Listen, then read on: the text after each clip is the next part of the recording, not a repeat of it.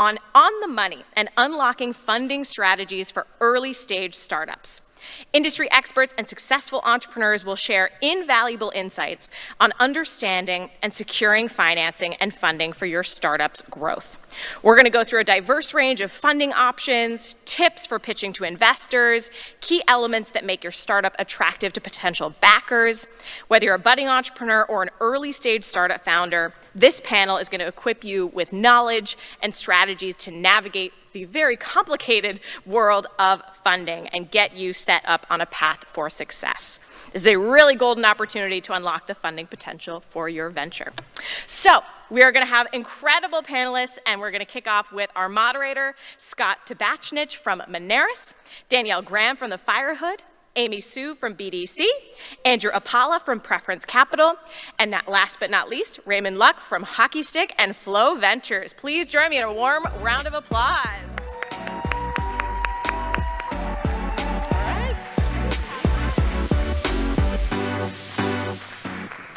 Look at that, there's a little table for my water and everything. Thank you, Kayla. I don't know about you, but I am really looking forward to this discussion. Working for Moneris, I'm used to being on the other side of the payment of business transactions. So for me, this is going to be really, really interesting to find out the other side of that conversation. As Canada's leading provider of unified commerce solutions, Moneris supports businesses of every size in every region of the country. We're a proud partner of Startup Canada, and it's great to be back for another year as part of the Startup Canada Tour in celebration of Small Business Month and the important contributions of you, Canada's entrepreneurs. So recently, an OECD study placed Canada as the most attractive country for startup founders due to a favorable startup environment that facilitates the creation and growth of startup businesses. And in Canada, we're also fortunate that our small business and entrepreneurs have one additional superpower, our diversity. We are incredibly diverse, and one thing that we're proud of at Moneris is a partnership with Elevate to launch e-commerce North, Canada's first e-commerce accelerator program, where so far we've had 69% of participants identify as female non-binary and 84% equity deserving. There's a booth outside CV2. So despite all these seeming advantages, though, Startup Canada's recent entrepreneur census summary shows entrepreneurs struggle in several key areas, including access to funding and financing. And there's the gap that we have. On the one hand, we're internationally recognized for having a favorable startup environment. On the other, we have these roadblocks that are preventing entrepreneurs from reaching their goals. And today's panel will hopefully help with unlocking funding strategies for early stage startups. Now, I've got the best seat in the house to listen to these four experts. So let's quickly, I will quickly introduce them and then pass it over to our experts. So Raymond is a serial entrepreneur and investor who founded Hockey Stick, Flow Ventures, and was the managing director of Year One Labs. Danielle supports underrepresented founders and helps them scale their tech businesses as a general partner of Phoenix Fire and co-founder of the Firehood, an angel stage fund and network focused on women in technology. Amy has more than 25 years experience in the banking sector and currently works as a small business manager for the BDC. She is a strong advocate for empowering underserved communities and promoting economic development.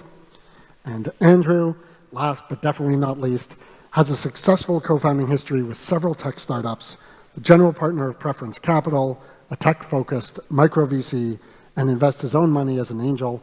In his spare time, he chairs the Altitude Accelerator. So, you've all heard too much from me. Time to get to the topic at hand on how entrepreneurs can unlock and access crucial funding, especially now as we're reconciling with post-pandemic recovery, inflation, and high interest rates. Most of you wear two hats. You're an entrepreneur and an investor. So as we're talking through, we've got those two perspectives that we can share with the audience. Andrew, why don't we start with you? In speaking with you earlier this week, the same question came up a couple of times, and that was when. When should founders start looking for funding? Mic's on, right? Good. So it depends a lot on what you're planning to do, what your strategy is, how you plan to grow your company. But if you're making money, or if you have a plan to make money, that's a good time to look for money outside of your company, your little circle of investors. If you're still sort of incubating an idea, or you're looking to explore connectivity with your customers or trying to find other people that might want to join your startup, look for these incubators that we have. Like if you go to investbrampton.ca or investmississauga.ca, you'll see a list of network partners that can teach you at a very entry level how to get funding for your company. As Scott said, I'm the chair of Altitude Accelerator. We see about 240 to I think 300 companies every 6 months or so looking for funding. And so you'd probably want to hook up with one of these groups first to get a sort of a quick review of how close you are to getting some sort of like BDC money or bank money or angel money or VC money. And then they'd probably funnel you off to somebody else. So all this chatter, summary, it would be, is you're making money, or if you have a plan to make money, lots of money, you're probably going to be targeting VCs and angels. If you're making modest money, but you're profitable, you're probably looking for loans and other things like that. And you definitely want to take advantage of all the grants we have in Canada. I think at the beginning of the introductions, we had some discussion about the grants that we have from our recorded speakers. There's lots of opportunities, but you got to connect with somebody who knows how to lead you through that. So good luck, and I'll be around so you guys can ask me for money too. So. Amy, similar question. I think it's on. You had an interesting perspective on when people ask for money when we were chatting. Actually, it's never too early to ask for the money. Here's my perspective on it, right? But the key strategy is you need to plan ahead. Think about your current state. Think about your stage of the business you're currently at. And is it just your personal investments that you're looking for? Or are you looking for some love money from your uncles and aunts and your family and your brothers and sisters? Or perhaps you might want to look at, is it about time that I can approach a bank, knock on a bank's door, knock on a lender's door, or knock on a VC capital's investment door to kind of start to branch out and get a little bit more. The strategy is to think and definitely plan ahead. Preparation is the key because every lender and every sponsors look for different has different terms and conditions. They may look for something different. So do your homework, do your research, just do it early. Yeah, that's a great point. And, Raymond, maybe you have a perspective on the topic as well based on your background. Yeah, I mean, I'll take a bit of a different approach and say that, I mean, number one, don't run out of money. So if you need the money, don't wait. But I also think you should wait as long as possible before raising money. And the reason for that is because once you raise any external money, if it's a bank, you're going to be paying interest payments. If it's a VC or an angel investor, you might have a board or certain expectations for your business. And no matter what you think at the beginning, you might not be ready to meet those expectations, right? You're still figuring out what business you're in. That's called product market fit. It doesn't matter what business you're in. You actually need time to do that R&D, to level up yourself, to figure out what your market is, your product. So I always tell people, like, start slow.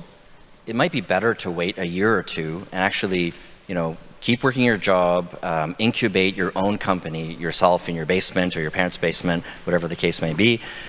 Do that because you don't have, you have all the pressure of building your business, but you don't have the pressure of a board saying, but you promised that it was going to be this product in this market at this time, and you might not be ready. So don't, I agree with everyone that, don't wait too long, but don't be in a hurry, because at the end of the day, funding is not your goal, right? Building your business is your goal.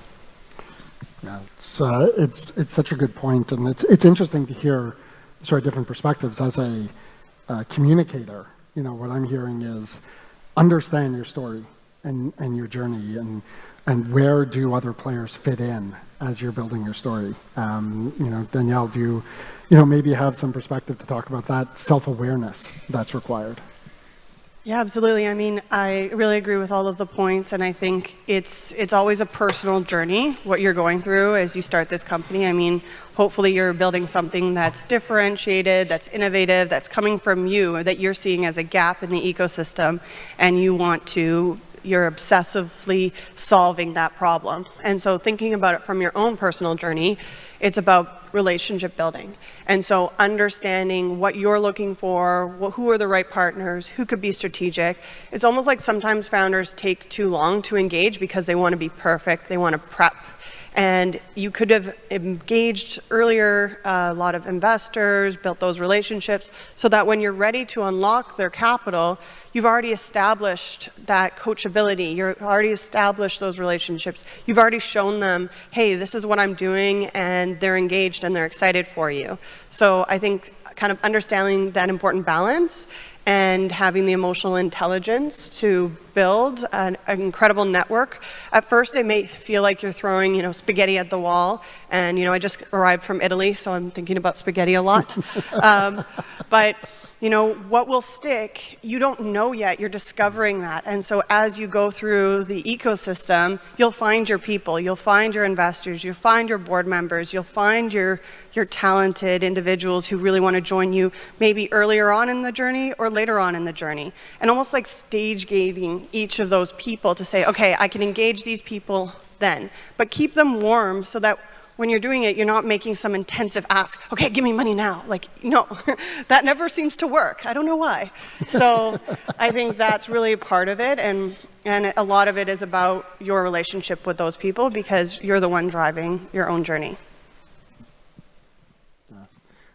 Andrew, speaking of journeys, you've certainly had an interesting journey. And so building a little on Danielle's point, something that we know from the startup census data is 45% of founders aren't sure even what funding is available to them. So, putting those two together and knowing your story, and then how do you find the funding that supports who you think you are? That's me again, huh? That's not Well, good. you asked for the tough question, so. Actually, I posted something on LinkedIn yesterday saying this was sold out, and I was promised not to have any tough questions during that conversation.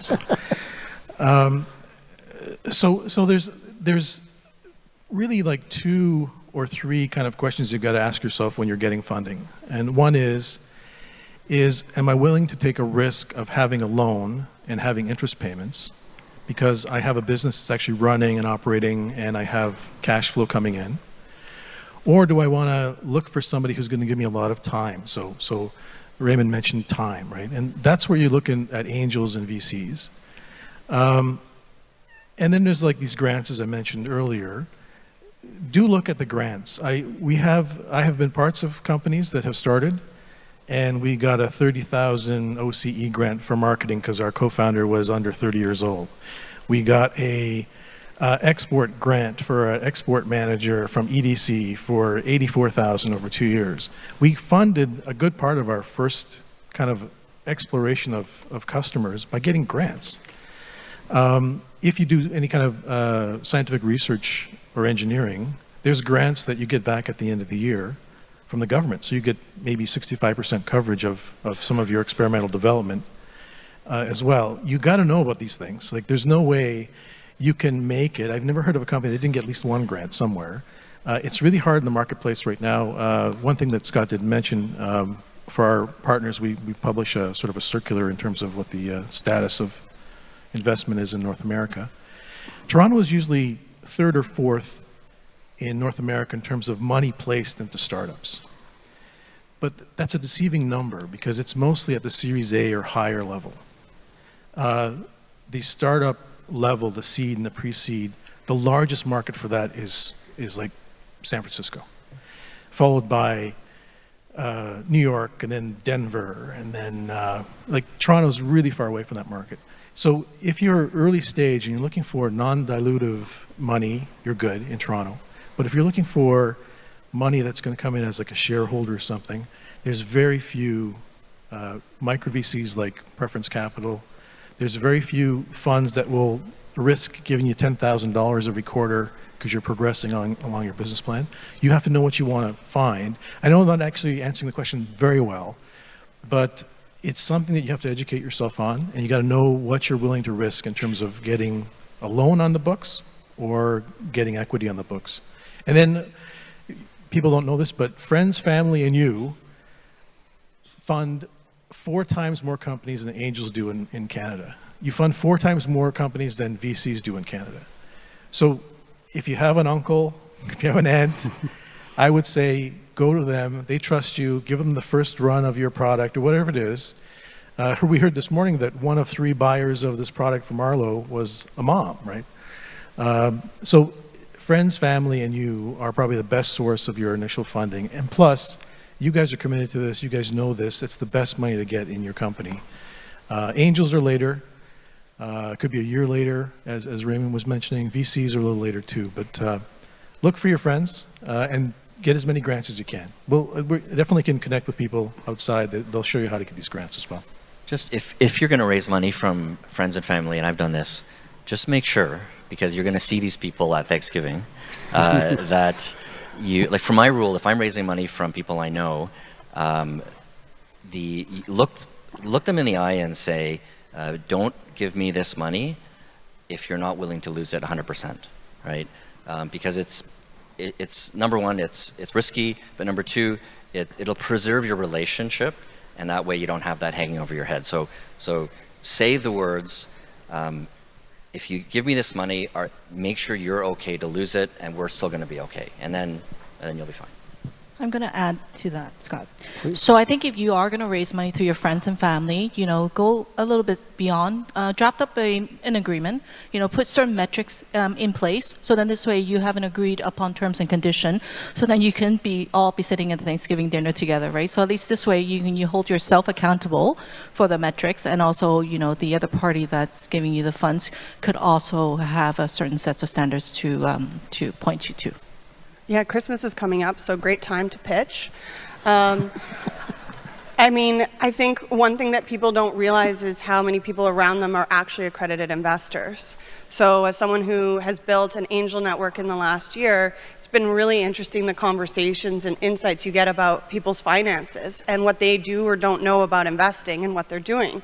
And so accredited investors make $200K a year, $300K with their partner, or have $1 million in liquid assets. That's just a base level to make you think about. And so as you're kind of talking to people who you believe, okay, you're executive, you're at a certain level in your career, most likely you're making that kind of money, especially with a partner. So unlocking that capital and telling them, actually, you can invest in me, right? And then guiding them through that experience. A lot of this is trust, a lot of it is confidence, a lot of it is confidence building. That's why you've got your deck, you've got your data room, you've got all of those materials. The cleaner, the better, the more confidence and trust you'll build. So kind of strategically aligning that not only to your friends and family round, but to your future angel rounds, and understanding that that's part of the process, I think will help you come at it from the right perspective and saying, hey, believe in me, here's the proof points that you should believe in me. And I think that's where you'll get a lot more buy-in, and you'll realize the people around you who want to support you as well, even with their capital. I have a feeling that you all might be getting some friend requests when this is over. Building on that, like there's so much great advice in there. What do you think are some of the biggest mistakes that entrepreneurs make when they're thinking about funding? Raymond, why don't you lead us off? Yeah, listen, it's tough being a founder, right? You have to be good at everything, and you have a finite amount of time, right? But I think the biggest mistake founders make and entrepreneurs make is just a lack of education about how funding works, and it's not all your fault. I think it's I think a lot of funders do a terrible job, and the industry I think does a terrible job educating entrepreneurs. And I try to, I work on that. I write a newsletter. I do a lot of speaking and workshops around that. But I think for fundraising specifically, the best thing you can do is read, research, go to events like this, learn, absorb, ask a lot of questions. Like, don't be afraid. There are no dumb questions. I think because if you don't really understand the game, so for example, we've talked about like angels and friends and family and grants and loans and venture.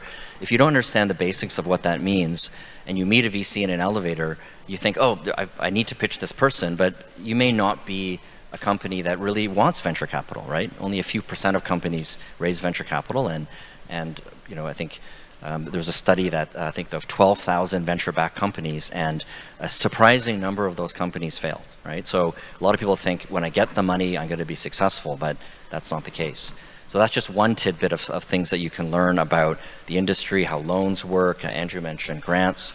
It is it does take time to learn, but I think if you spend the time learning, reading, Substack and looking at YouTube videos, explainer videos, that's compound interest on your whole career, and it's going to help you so that you don't waste time when you meet, Danielle and you're pitching her fund, waste time learning about really how a seed fund or pre-seed fund works. You already know that. You can just focus on pitching. And I would just add to that, first of all, Raymond got a huge amount of resources, so definitely check out his website. Hockey Stick has tons and tons of really important resources, and that's part of my advice is just doing your homework ahead of time. People tend to put VC on a pedestal and say, okay, that's like the pentultimate, I'm going to go for that. That might not be your model. But I still don't think it would necessarily be a waste of time, because the feedback that you get on your pitch, on your model, on the reasons why not, could be some of the best strategic advice. So one of the biggest mistakes I think founders make are getting frustrated with the process and feeling like it's a waste of time because it's taking 6 months instead of 2, right? Or people don't have the right, they're like, okay, well, I really need to raise and get this over with. And it's like, well, that's not going to incentivize anyone, right? It's not like there's a pot of money waiting for you. It's, with angels, it's an opportunity cost. Am I going to invest in you, or am I going to invest in my kitchen renovations? I've gotten that a lot of times. So I'm like, we're trying to get women out of the kitchen. And so when it comes to being prepared and understanding the process, I think benefiting from that strategic thinking that goes into that fundraising process is really valuable, and so don't see it as a waste of time. Did you want to add something? Go for it.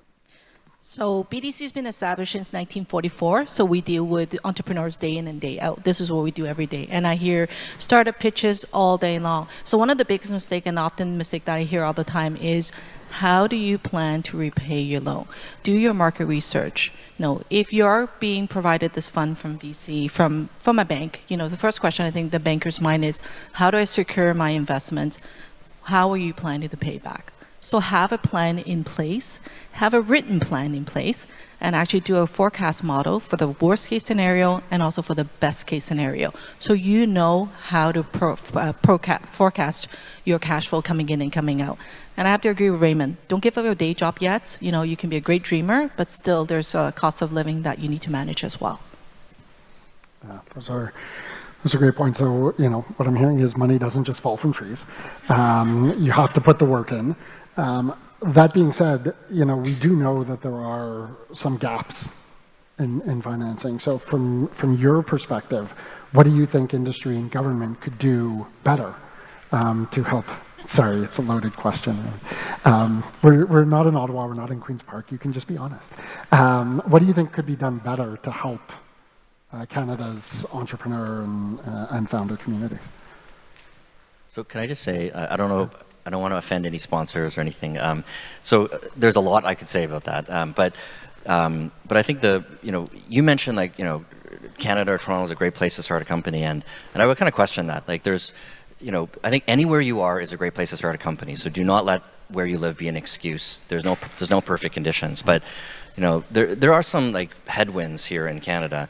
I think our banking system is ultra conservative. So with the exception of BDC, right? I always tell people to go to BDC first. I'm not just saying that because Amy's sitting there.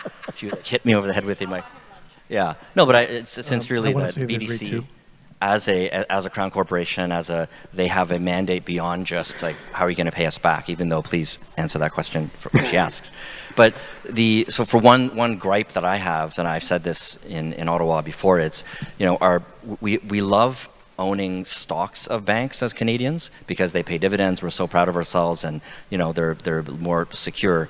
But people really underestimate, because if you're not an entrepreneur, you don't know. Try being a small business starting off and going into a bank and asking for a loan. That is an exercise in frustration, right? And you think, oh, but that's just the way it is. No, go to south of the border, go to New York or Boston, one of the places Andrew mentioned. It's not the same. Right? I'm not saying the American banking system is perfect by any stretch, but it is a lot easier to get a bank loan. And here we take personal guarantees. We don't get anything. There's less. We're undercapitalized. So that is something that, not that I'm running for MP or something, but that's what I'd say to anybody in the audience if you're in the government.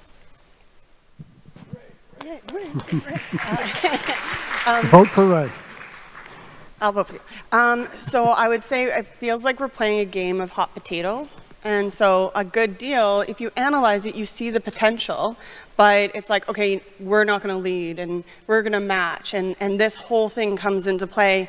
And like, I'll just share a quick anecdote. You know, I was on vacation in Italy last week and I had to jump in and work at midnight to sign a deal because they were going to get OCI funding, so they were going to get that match, and they were 100K short, which is what we were investing, but we weren't at our final term yet. So I had to host a like immediate emergency Phoenix Fire meeting in order to get that 100K, so it could unlock the matching, so that it could unlock another matching. And now she ended up with 2 million. So it's so important to have people taking the risks. I guess I can speak. So again, BDC lunch, you're awesome. I hope I get lunches from you guys too. We'll find something good to talk about. So in general, I think if there was going to be a change, I meet a lot of people at these events who make $60,000 a year, but they want to put $2,000 into a company. They want to put it into a friend's company or something, which is okay. Friends and family is a clause there that if you know somebody long enough, you can risk your money and the person losing it doesn't get in trouble. But I would get governments to open that up more. So right now we have, in Ontario, we have this group that hunts us down like murderous terrorists because we lend money to companies. It's called the Ontario Security Commission. They will not change because they've been appointed to do this. They protect people from losing their money as investors. They've just recently changed the rules in the last 3 or 4 years for this thing called crowdfunding, where a company can go on a website that's crowdfunding permitted, and you can get $200, $50, $1,000 to put into your company. They take some of that, 12% or 10% in this crowdfunding campaign. So that's opened up, so that's gotten better. And the commission has also allowed for people with a financial background, like accountants or CPAs, to be able to invest money, even though they don't match what Danielle was saying about income. But in terms of changing it, I would drop that entirely. We take money from people for lotteries, and that is a total loss of money. It's just entertainment. But we won't allow those people to invest in companies, the startups. So I think we're missing on the maturity piece. I mean, if we're mature citizens, we want to be involved in buying or creating the economy of the future. So we should be allowed to invest in these things. I think the government should allow all of us to invest without fear of being prosecuted or having the company who accepts the money be sued by anybody because the money was lost. I mean, we should be more accepting of risk in Canada. However, I like the stability of our banks. I mean, that's the one thing that's keeping my RSP alive. Forget about Bitcoin, it's terrible. I think the key though is that a lot of us don't push that. Like I don't, like when I see, Ford at a golf tournament, I don't say, oh, by the way, there's this thing I want to talk about. I kind of shake his hand and he goes off and he shakes other people's hands. We don't actually try. We don't have an agency as a class of domain knowledge people. We don't have an agency where we go out and we bug the politicians. I mean, they get elected by us, and oftentimes a lot of my LPs give money to these guys, and I go, well, can I have an interview with this guy and tell him what he should do and change in the government? I think we're sort of like a little bit responsible in the way that Canada is risk averse. I think it's changing, but we need more stories like Shopify and Hootsuite and BlackBerry. We need more stories like that we can convince people that it is a risk, but we have incredibly intelligent people here in Canada. And we have people that risk amazing things. I mean, we don't live in an easy country. It's hard to live here. Like once you go into the US, everything is easier. I mean, nothing is covered by anybody. So I think the risk and convincing politicians that risk is okay because we want to be involved in the future of our country and the future of our companies, I think that would help a lot. And having us on here be the agents for that change is very important. We don't have that yet, but I think if we start a union, I'll get sign-ups for everybody to sign up to a union, and we can go on strike and get the government to change things. It's a great point, and selfishly, I'd be remiss if I didn't say that at Moneris we've launched a new cash advance product where you can actually borrow from yourself, from your own sales.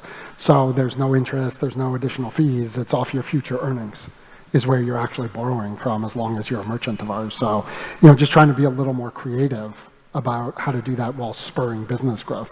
But you're right, there is a risk aversion that we have generally as Canadians that we need to overcome. And I know I've spoken with many politicians who will say, "Oh, but we're so innovative. But how do we keep it here?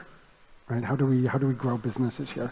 So I'm looking at the clock. I see we're starting to run low on time. So if I could ask each of you maybe to give one final piece of advice to the audience, and then to the audience, please find any of us afterwards for the questions.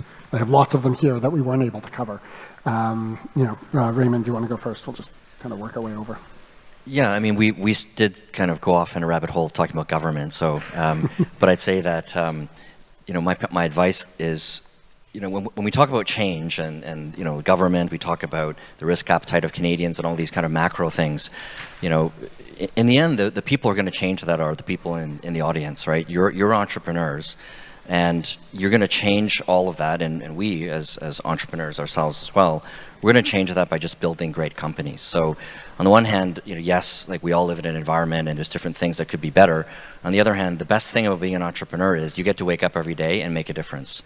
And those little differences, closing one sale, hiring one person, securing that one supplier, those things seem really small, but they compound into incredible businesses. So, just want to leave you with just keep doing that and don't get distracted by, I'm reading all these headlines about other more successful companies or more successful entrepreneurs doing this, doing that.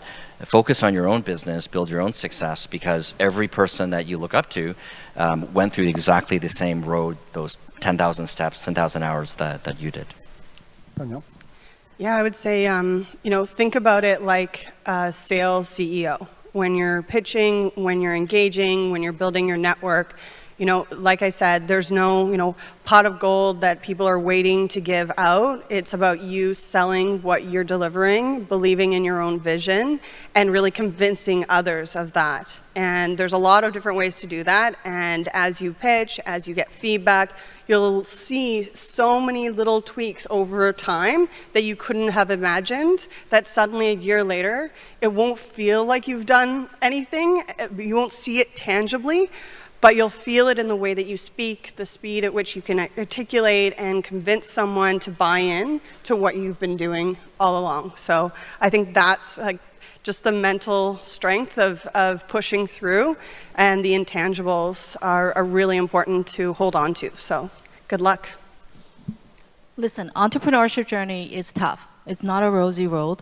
And if you're not ready for it, you might want to rethink your strategy. But one thing that I will make sure that all of you walk away today is connect with people within the room. Put yourself and surround yourself with mentors, sponsors, or anybody you can talk to. You're always going to get some golden nuggets for any conversation that you've developed. Build that relationship, build that trust, and then you can strategize and make sure you're building your path to a successful. Really short, just do things that are valuable to others. And don't give up. If it's a busy day and you don't know what to do, pick the thing that is valuable to somebody else and do that. Yeah, that's great. And thank you. I want to thank the panelists so much for their time.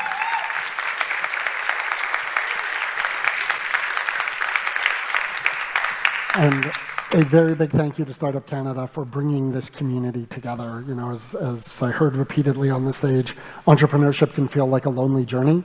It is not. Look around you. There are so many people going through it. You have each other. You have amazing, amazing mentors and experts like these at your disposal. Please take advantage and enjoy the rest of your day. Thank you. On zero.